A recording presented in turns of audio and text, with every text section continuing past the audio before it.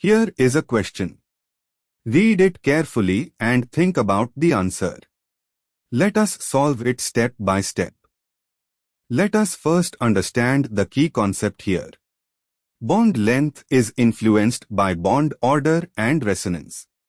In methyl acetate, CH3C is equal to OCH3, the CO single bond labeled A between the carbonyl carbon and the ester oxygen has partial double bond character due to resonance.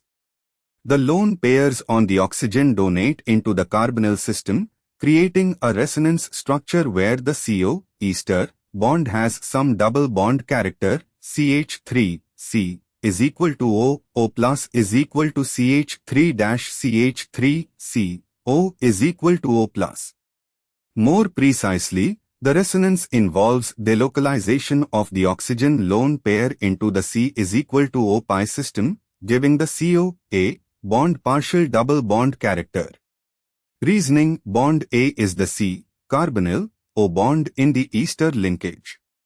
Due to resonance delocalization, the lone pair on the ester oxygen overlaps with the pi system of the carbonyl. Bond A has partial double bond character, making it shorter than a typical CO single bond.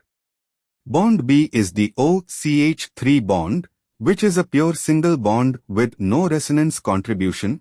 The methyl group has no pi system to accept electron density. Therefore, bond B is a normal CO single bond, which is longer than bond A, which has partial double bond character. This means BA. Why other options fail? A is equal to B is wrong because the two bonds have different bond orders due to resonance.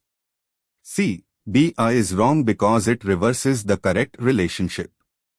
D, impossible to predict is wrong because resonance theory clearly predicts the relationship. Therefore, the correct answer is B. Therefore, the correct answer is option B.